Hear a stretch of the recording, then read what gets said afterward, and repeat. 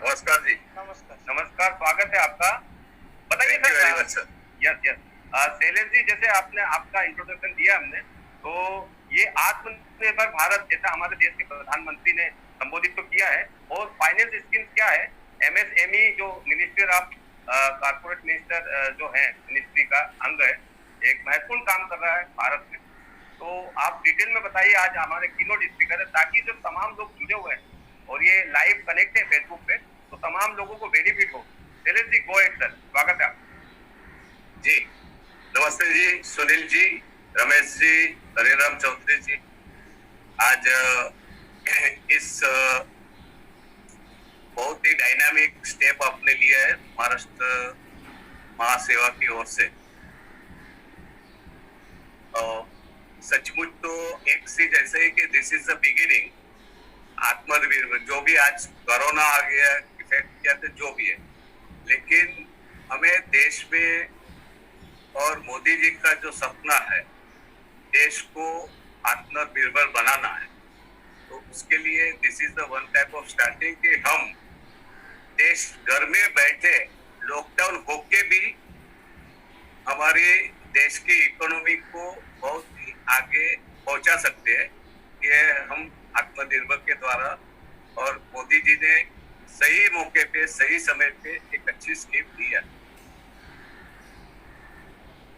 निर्मला, हमारे ऑनरेबल वित्त मंत्री निर्मला मैडम ने 6 पेजेस में ये स्कीम्स जो आत्मनिर्भर के लिए इकोनॉमी रिलीफ देना है, उसके लिए अलग अलग प्रकार के फार्मर्स है, small companies, honest tax payers, middle class, सबको कुछ न कुछ बेनिफिट देने के लिए 6 पेजेस में फ्रॉम 13 मई के बाद शुरू किया था कि हमें कैसे कैसे इकोनॉमी हमारी, जो ऐसा समझा जाता है कि इकोनॉमी को आगे क्या होगा, लेकिन ऐसा कुछ भी नहीं है। इकोनॉमी बहुत ही अच्छे माहौल से, अच्छे माध्यम से शुरू रहेगी।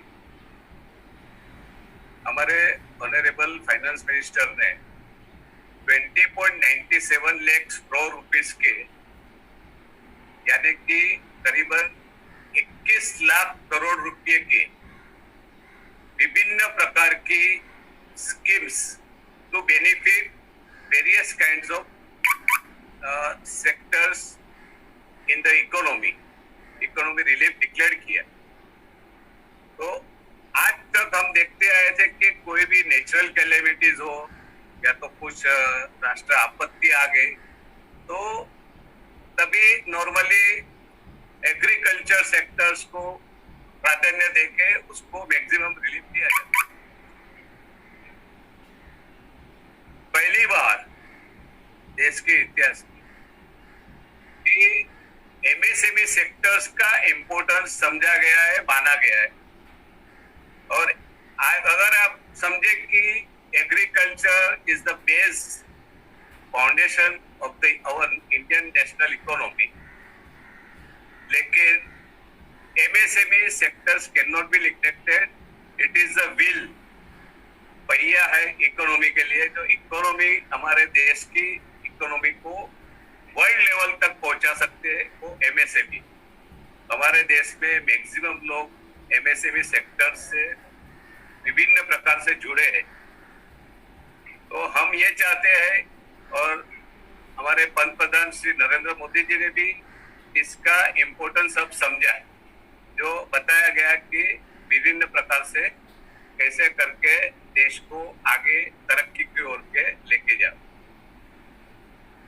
तो अराउंड जैसे बताया गया कि भाई 21 लाख करोड़ रुपीस का पैकेज दिया गया है अलग अलग प्रकार से। तो और पहले उसमें खास तो सुधार ऐसा किया है कि जो एमएसएमई के पहले जो डेफिनेशन थी, पहले मैन्युफैक्चरिंग यूनिट्स और सर्विस यूनिट के लिए अलग अलग प्रकार की डेफिनेशंस थी कि मैन्युफैक्चरिंग सेक्टर्स अगर इन्वेस्टमेंट 25 लाख के नीचे है तो वो माइक्रो गिना जाता था।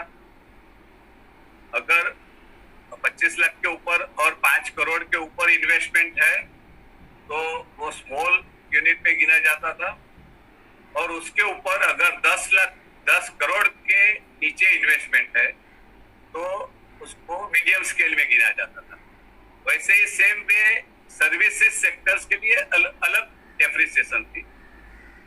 तो जैसे कि 10 लाख के नीचे इन्वेस्टमेंट है सर्विस सेक्टर में तो माइक्रो में बोला जाता था, 2 करोड़ के नीचे इन्वेस्टमेंट है तो स्मॉल में बोला जाता है, और उसके ऊपर 5 करोड़ तक का इन्वेस्टमेंट वाले सर्विस सेक्टर्स मीडियम स्केल में देखा जाता है।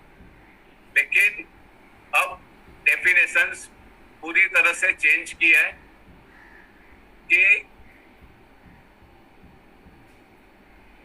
मैन्युफैक्चरिंग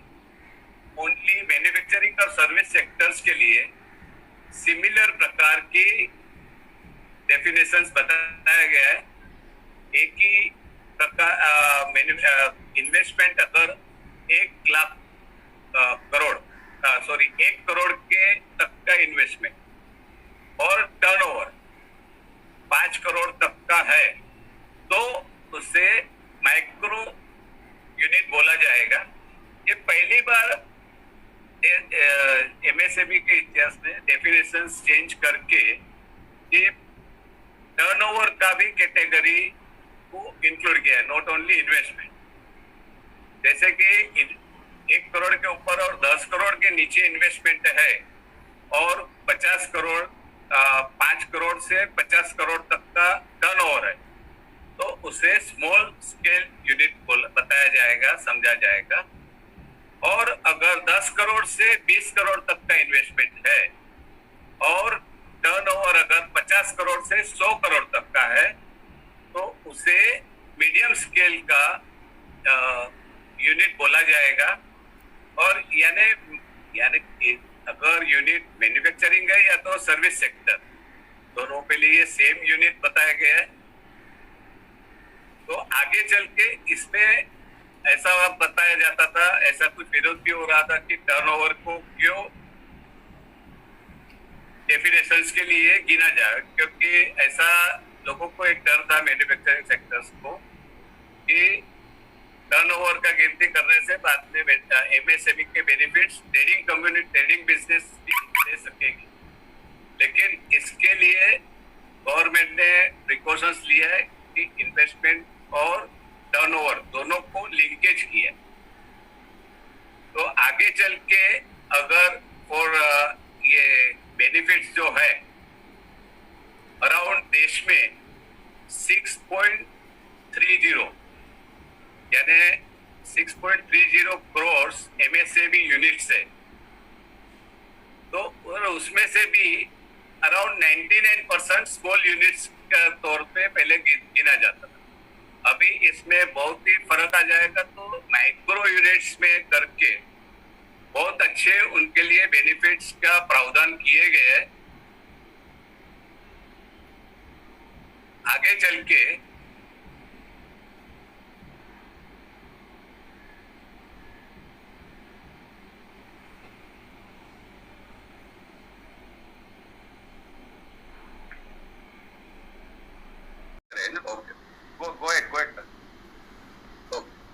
तो जैसे कि टर्नओवर और इन्वेस्टमेंट लिमिट के में बदलाव, डिफिनेशंस में बदलाव करके एक बहुत ही ग्रेटर ट्रांसपेरेंसीज क्लासिफिकेशंस में हो जाएगी और मैक्सिमम यूनिट्स इसका बेनिफिट ले सकेंगे।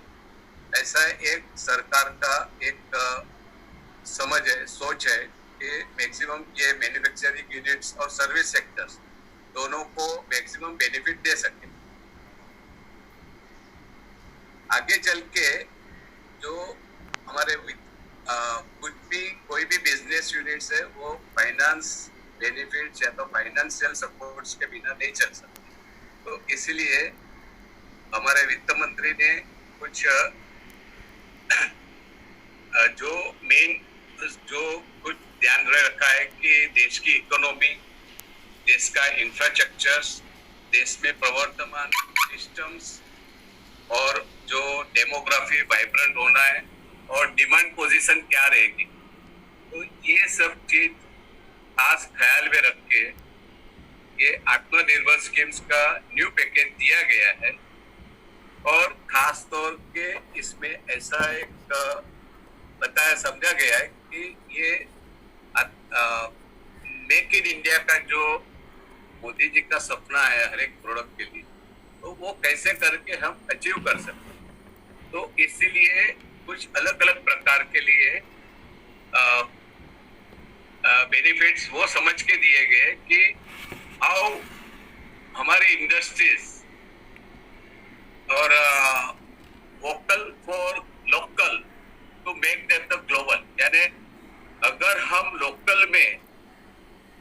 लेवल पे हम हमारा टारगेट, हमारी कॉम्पिटेंसीज, हमारी क्वालिटीज मेंटेन कर सकते हैं, तो we are more acceptable at the local level and it will be help us to go for the global scenario. तो इस और शायद हर कोई आप सबको मालूम होएगा कि हमारे ऐसा होता था और सुना भी होगा कि कई सारे प्रोडक्ट्स चाइना में प्रोडक्शन होता था और यहाँ आके इंडिया में माल सस्ते से सस्ता मिलके बिके। तो ये चीज सरकार ने बहुत ही खास ख्याल रखी कि हम हमारे लोकल यूनिट्स कैसे मिनिमम कॉस्ट से माल बना सके, इसके लिए ये फाइनेंशियल स्कीम्स का आवश्यकता है। और दूसरा फाइनेंशियल स्कीम इसलिए कि कुछ इसमें बेनिफिट्स कैसा ज्यादा से ज्यादा, और आज के जो कोरोना इफेक्ट के अनुसंधान में हर कोई unit will be facing financial problems. तो खास इसमें ऐसा किया गया है कि अबाउट, पहले एक बार बता दूं कि 20% ऑफ द एग्जिस्टिंग यूनिट, यानी नया यूनिट होएगा, पहली बार अगर आप फाइनेंस ले रहे एग्जिस्टिंग यूनिट भी, तो उसको ये स्कीम के कोई बेनिफिट्स का प्रावधान नहीं है। लेकिन अगर जो यूनिट्स जिसके बेनिफिट्स यानी या तो सीसी लिमिट, बॉडी लिमिट या तो टर्म लोन शुरू है, तो उससे ये बेनिफिट मिल सकता है, लेकिन additional benefit will be for the period of up to the limit of 20%। तो 20% समझो कि 1 करोड़ की किसी का लिमिट या तो टर्नओवर फैसिलिटीज है, तो they will be eligible for one additional 20 lakhs, और ये 20 lakhs will be made available for the period of 4 years। 4 साल के लिए टर्म लोन दिया जाएगा। पहला साल मोरेटोरियम पीरियड बताया जाएगा कि पहला साल में कोई भी इंस्टॉलमेंट आपको देना नहीं एक्सेप्ट की इंटरेस्ट, और बाकी का 3 साल में आपके टर्म लोन पेमेंट का एडजस्टमेंट किया जाएगा। तो ये चीज अब जो भी एमएसएमई यूनिट्स है उनको एक पुशअप मिलेगा, एक ऐसा वी कैन से कि फॉर द ब्रीदिंग एयर, सांस लेने के लिए। अभी आज जो इकोनॉमी जो समझा जाता है कि अभी आगे क्या होगा, हर कोई बिजनेस वाले को जो एडिशनल फिक्स असेट जो है, जैसे कि स्टाफ ओवरहेड्स या तो बाकी के जो ओवरहेड्स है, फिक्स ओवरहेड्स वो तो लगना ही है, रेंटल्स, तो उसके लिए पैसा कहाँ से आएगा? तो ये इसके लिए एक पुशअप के लिए एक सिस्टम दिया गया कि 20% तक का उनको एडिशनल बेनिफिट मिलेगा। और ये जो मोरेटोरियम पीरियड पहले बताया गया था कि इट विल बी अराउंड पहले 3 महीने के लिए, तो अभी ये अप टू 31 अगस्त तक का मोरेटोरियम पीरियड भी रिजर्व बैंक ने अभी डिक्लेयर कर दिया है। बाकी जो बाकी इसके अलावा भी बाकी कई विभिन्न प्रकार से एमएसएमई को बेनिफिट्स होवे, उसके लिए कुछ 5 लाख के इनकम टैक्स रिफंड वो सरकार ने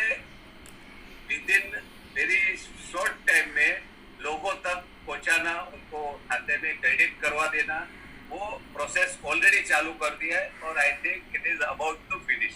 यानी सरकार का इंटेंशन ये है कि एमएसएमई यूनिट्स को कुछ लिक्विडिटी क्रंच ना आ जाए, लिक्विडिटी प्रॉब्लम्स ना आए।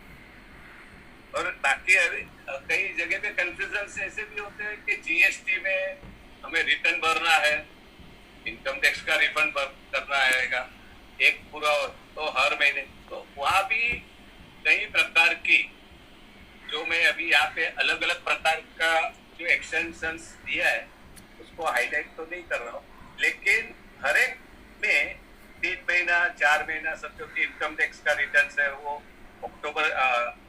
अक्टूबर महीना तक एक्सटेंड किया गया है। वैसे जीएसटी की भी मुदत 30 जून तक को दिया है, अलग जो 3B भरने का है और दूसरे बाकी जो रिटर्न भरना है। लेकिन अभी तो और भी कुछ under the current situations and the circumstances थोड़ा इसमें एक्सटेंशंस मिल जाए और करवाना पड़ेगा और हो जाए। बाकी है कि 24/7 कस्टम क्लियरेंस 30 जून तक 31 मार्च 21 तक एक्सटेंड करके दिया है। यानी कहीं न कहीं प्रकार से एमएसएमई यूनिट्स को कोई ना कोई लिक्विडिटी क्रंच या तो कोई दूसरा फाइनेंशियल हर्डर्स या तो एडमिनिस्ट्रेशन हर्डर नहीं आवे, उसके लिए सरकार ने बहुत कुछ अलग अलग प्रकार से सोचा गया। तो कोलेटरल फ्री के 3 लाख करोड़ तक का एक पैकेज अलग से दिया है कि जो यानी कोई भी उसके लिए कोई जामीन नहीं बनेगी, सरकार उसकी गारंटी करेगा। तो अब लेकिन ये जो स्कीम्स फैसिलिटी एडिशनल जो मिलेगी वो अप टू 25 करोड़ का आउटस्टैंडिंग अगर लोन है, वही यूनिट के लिए अगर कोई यूनिट का 27 करोड़ आउटस्टैंडिंग लोन है एमएसएमई यूनिट का, तो उसे ये स्कीम्स का बेनिफिट नहीं मिलेगा। अगर 25 करोड़ के नीचे उसका टोटल अलग अलग डिफरेंट टाइप का लोन है, टर्म लोन, ओवरड्राफ्ट, सीसी, तो उसे ये बेनिफिट्स का स्कीम मिल सकता है। और 100 करोड़ के नीचे तक के यूनिट्स एज यूजुअल जो एमएसएमई यूनिट के डेफिनेशंस में आते हैं, दे आर एलिजिबल। और 100% गारंटी इसमें भारत सरकार की होगी। हाँ, तो विशाल जी, हेलो हेलो, यस सर। विशाल जी, मेरा पीपीटी साइमल्टेनियस जा रहा है, नहीं जा रहा है? हेलो, यस जा रहा सर, जा रहे हैं ना? ओके ओके, ठीक है, अभी आ रहे हैं, अभी आ रहे हैं। लिक्विडिटी दिख रहा सर। दूसरा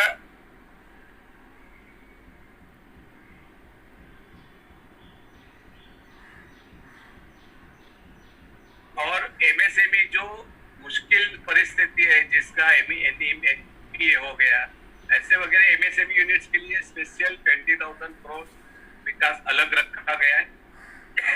और जो पोटेंशियली वायबल, जो एमएसएमई वापस जिंदा होके और दौड़ सकती है, ऐसे यूनिट्स को भी आइडेंटिफाई करके उसके लिए 50,000 करोड़ का फाइनेंस देने का प्रावधान किया गया है।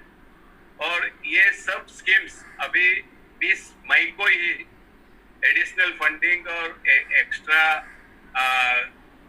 गारंटीड इमरजेंसी क्रेडिट लाइन के माध्यम से कैबिनेट ने अप्रूव कर दिया है। ये एक बहुत खुशी की बात है।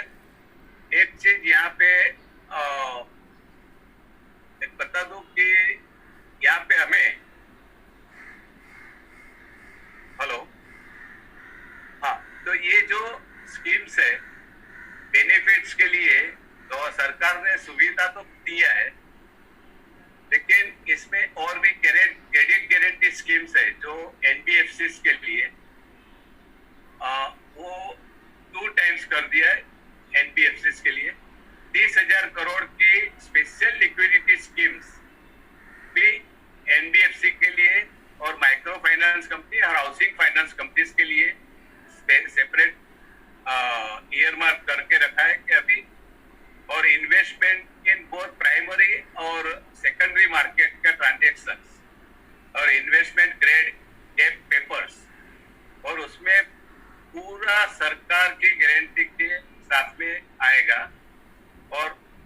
45,000 करोड़ 45,000 करोड़ का एक लिक्विडिटी इन्फ्यूजन जो पार्शियल क्रेडिट गारंटी स्कीम्स के माध्यम से देना है। ये एक चीज इसमें एक खास तौर के एक बता दूं कि ये जो स्कीम्स है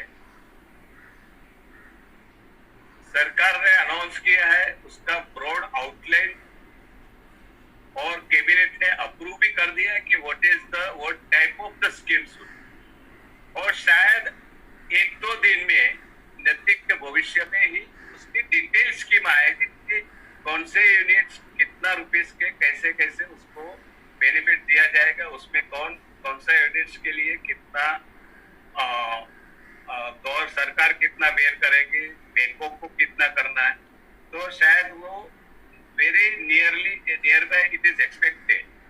लेकिन एक चीज बता दूं कि एग्जिस्टिंग यूनिट जो फाइनेंस लिया है एनपी जो या तो टर्म लोन लिया है तो ओवरड्राफ्ट सीसी लिमिट, तो they are only eligible up to 20% of their outstanding. नई बार कोई लेने को चाहता है लोन तो उसको ये स्कीम्स के अंडर में they will be eligible under the previous जो पहले जो स्कीम्स थी वो स्कीम्स में उनको बेनिफिट तो मिलेगा ही, सिर्फ एडिशनल वाला नहीं। ये एक खास ख्याल में रखना है। तो और इसमें जो आगे चल के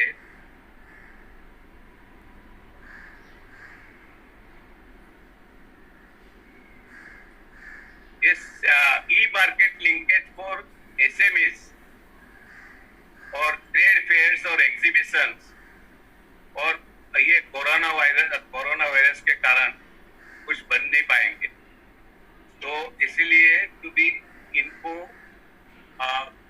आगे चल के मार्केटिंग में अपना माल को ये करने के लिए बहुत सुविधा होगी। तो जो सरकार की जो कंपनियां है या तो लिमिटेड कंपनीज है उनको एक डायरेक्शन दिया गया है कि उनके जो आउटस्टैंडिंग ड्यूज है जो एमएसएमई की, it should be clear with in 45 days. तो ये स्कीम्स जो जब से अप्रूवल हुआ है 30 मई को, तो उसके 45 दिन में इट शुड बी उनके पूरे जो भी सरकारी कंपनी में या तो लिमिटेड कंपनी से उनके ड्यूज है that has to be clear. तो यानी एक प्रकार के सरकार ने ये चाहा है कि सर ये एमएसएमई का फाइनेंशियल बिल है, it should not be blocked anywhere. या तो इनकम टैक्स का रिफंड है या तो जीएसटी का रिफंड है या तो सर कहाँ से पैसे उनको आना बाकी है, वसूली बाकी है, तो वो उनको प्राधान्य देके उसको पूरा किया जाए। तो it will be additional kind of facilities financial for this people. और सबसे बड़ा और एक खास तौर के एक पता चाहूंगा कि 200 करोड़ के तक के जो global tenders will be only made for the local MSME units only. तो 200 करोड़ के ऊपर ठीक है, every global corporation global companies also can take part, that is possible. लेकिन 200 तक में no global corporation no global business people entities will be allowed to enter. So एक हमारा देश के जो हमारे पंतप्रधान मोदी जी का जो सपना है आत्मनिर्भर बने, हम खुद आगे बढ़े, तो हमारे जो एमएसए यूनिट्स हमारे देश के यूनिट्स है उसको और एक बढ़ावा मिले, उनको एक पुशअप मिले, अपॉर्चुनिटीज मिले, उसके लिए बहुत ही अच्छा स्टेप लिया है। और लिक्विडिटी करंट डे बने उसके लिए भी जो एम्प्लॉइज प्रोविडेंट फंड है तो 24% भरा जाता है, 12% एम्प्लॉयर 12% एम्प्लॉइज के उसमें से। तो इसमें ये जो भरा पैसा जो जाएगा गवर्नमेंट में उसमें 3 महीने का एक फैसिलिटी दिया जाएगा कि it can be paid with in 3 months. और 2500 करोड़ का बेनिफिट इस माध्यम से करीबन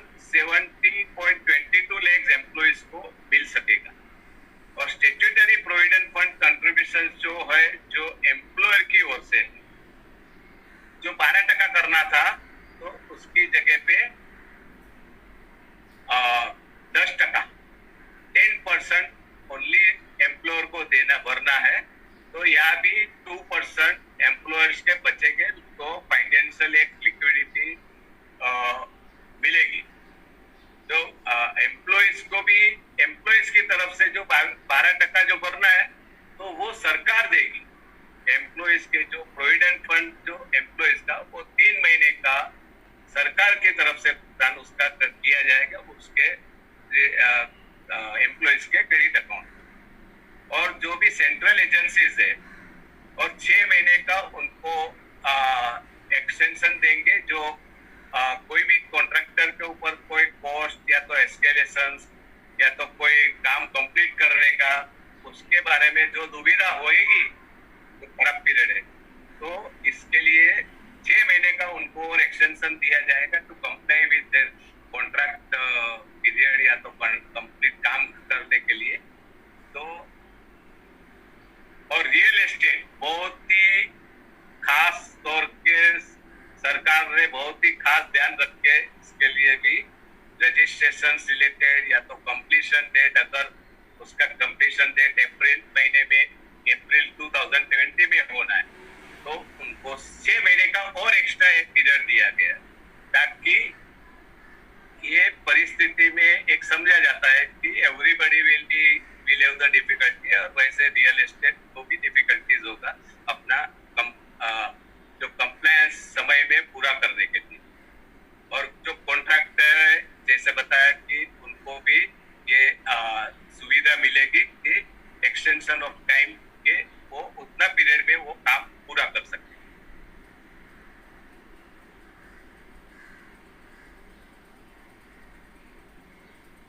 और जो और ज्यादा अपॉर्चुनिटीज वो ट्राइबल आदिवासी को भी इसके साथ में जॉब अपॉर्चुनिटीज का मिले, इसके लिए अराउंड 6,000 करोड़ का एक shortly under compensatory afforestation management and planning authority fund का एक प्रावधान किया जाएगा। तो उसपे इनको एक जॉब अपॉर्चुनिटीज का क्रिएट करें, एडिशनल जॉब अपॉर्चुनिटी, इसके लिए एक उनको एक सुविधा मिले, एक कोशिश की जाएगी। और एक CLSS स्कीम्स जो एक्सटेंड यानी क्रेडिट लिंक सबवेंशन स्कीम जो बताया जाता है जो मिडिल इनकम ग्रुप के लिए, तो उसको अराउंड एनुअल इनकम जिनका 6 से 18 लाख है, और ये 2017 में एक स्कीम उनके लिए खास बनाई गई थी और ये मार्च 2020 में पूरी हुई है। लेकिन इसका भी समय मार्च 2021 तक एक्सटेंशन किया है, ताकि ये मिडिल इनकम ग्रुप के लोग इसका बेनिफिट ले सके। और इसके माध्यम से ये जो स्कीम्स और वेरियस काइंड्स ऑफ बेनिफिट्स जो बताया गया, तो जॉब क्रिएशन ये स्टील और कंस्ट्रक्शन इंडस्ट्रीज में जॉब अपॉर्चुनिटीज एक और बढ़ेगी, ऐसा एक समझा जाता है। तो आगे और दूसरा जो मुद्रा में जैसा बताया गया कि 10 लाख तक की लोन फ्री में मिलेगा और विदा एनी सिक्योरिटी जो मिलना है, सीसी लोन है वैसा वगैरह, तो उसपे भी एक 1500 करोड़ रुपए का स्पेशल एडिशनल पैकेज बताया गया कि शिशु लोन का उसमें, तो और उसमें 12 महीने तक का पीरियड में वो भरना है। और जो हमारा देश बहुत छोटे लोगों का देश है, छोटे छोटे धंधे वाले, छोटे छोटे बिजनेस, और जिसमें स्ट्रीट वेंडर्स, हॉकर्स, ये भी इनका भी हमारे पंतप्रधान श्री मोदी जी ने ख्याल रखा है कि इनको भी कहीं न कहीं कोई तकलीफ नहीं पड़े, क्योंकि they will be the most sufferer in this present scenery. तो उनको अराउंड 50 लाख ये स्ट्रीट वेंडर्स समझे जाते हैं, तो उनको अराउंड 5,000 करोड़ की अलग से स्पेशल क्रेडिट फैसिलिटीज का प्रावधान किया है। इसकी स्पेशल गाइडलाइंस अभी आ रही है कुछ थोड़े 1-2 दिन में या तो ऐसे ही।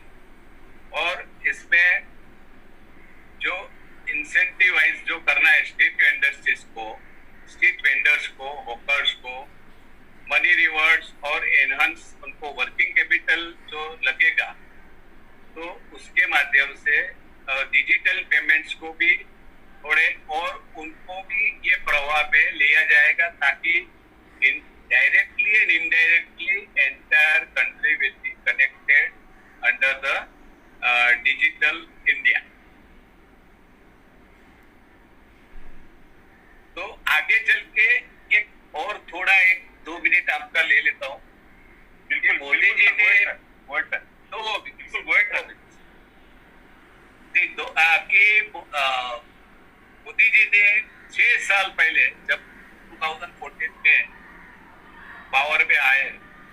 उस वक्त से आप लोगों ने सबने देखा होगा कि हमारा